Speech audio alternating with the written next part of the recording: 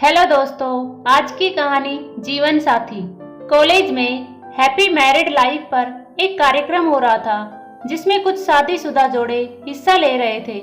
जिस समय प्रोफेसर मंच पर आए, उन्होंने नोट किया कि सभी पति पत्नी शादी पर जोक हंस रहे थे। यह देखकर प्रोफेसर ने कहा कि चलो पहले एक गेम खेलते हैं, उसके बाद अपने विषय पर बातें करेंगे। सभी खुश हो गए और कहा, कौन सा गेम? प्रोफेसर ने एक मैरिड लड़की को खड़ा किया और कहा कि तुम ब्लैक बोर्ड पर ऐसे 25-30 लोगों के नाम लिखो जो तुम्हें सबसे अधिक प्यारे हो। लड़की ने पहले तो अपने परिवार के लोगों के नाम लिखे, फिर अपने सगे संबंधी, दोस्तों, पड़ोसी और सहकर्मियों के नाम लिख दिए। अब प्रोफेसर ने उनमें से कोई भी कम पसंद वाले 5 नाम मिटाने को कहा। लड़की ने अपने सहकर्मियों के नाम मिटा दिए। फिर प्रोफेसर ने और 5 नाम मिटाने को कहा। लड़की ने थोड़ा सोचकर अपने पड़ोसियों के नाम मिटा दिए। अब प्रोफेसर ने और 10 नाम मिटाने को कहा। लड़की ने अपने सगे संबंधी और दोस्तों के नाम मिटा दिए। अब प्रोफेसर ने और 10 नाम मिटाने को कहा। लड़की ने अपने सगे संबंधी और दोस्तों के नाम मिटा दिए। अब बोर्ड पर सिर्फ 4 नाम बचे थे जो उसके मम्मी पापा, पति और बच्चों के नाम थे। अब प्रोफेसर ने कहा, इनमें से 2 नाम मिटा दो। लड़की असमंजस में पड़ गई।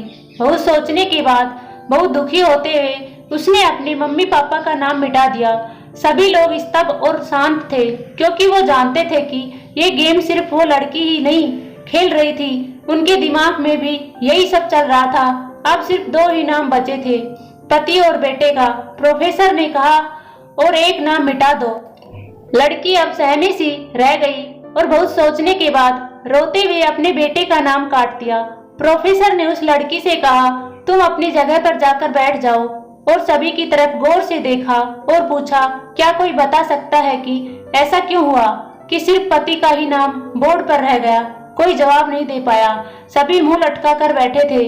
प्रोफेसर ने फिर उस लड़की को खड़ा किया और कहा, ऐसा क्यों? जिसने तुम्हें जन्म दिया और पाल पोस कर इतना बड़ा किया, उसका नाम तुमने मिटा दिया। और तो और तुमने अपनी कोख से जन्म दिया जिस बच्चे का भी नाम मिटा दिया। लड़की ने जवाब दिया कि अब मम्मी पापा बूढ़े हो चुके हैं। कुछ साल के बाद वो मुझे और इस दुनिया को छोड़ के चले जाएंगे। मेरा बेटा जब बड़ा हो जाएगा तो जरूरी नहीं है कि वो शादी के बाद मेरे साथ ही रहे, लेकिन मेरे पति जब तक मेरी जान में जान है तब तक मेरा आधा शरीर बनके मेरा साथ निभाएंगे। इसलिए मेरे लिए सबसे अजीज मेरे पति हैं। प्रोफेसर और बाकी स्टूडेंट ने तालियों की गूंज से लड़की को सलामी दी। प्रोफेसर ने कहा, तुमने बिल्कुल सही कहा है कि तुम और सभी के बिना रह सकती हो, पर अपने आधे अंग अर्थात अपने पति के बिना नहीं रह सकती। मजाक मस्ती तक तो ठीक है, पर हर इंसान का अपना जीवन साथी ही उसको सबसे ज्यादा अजीज होता है।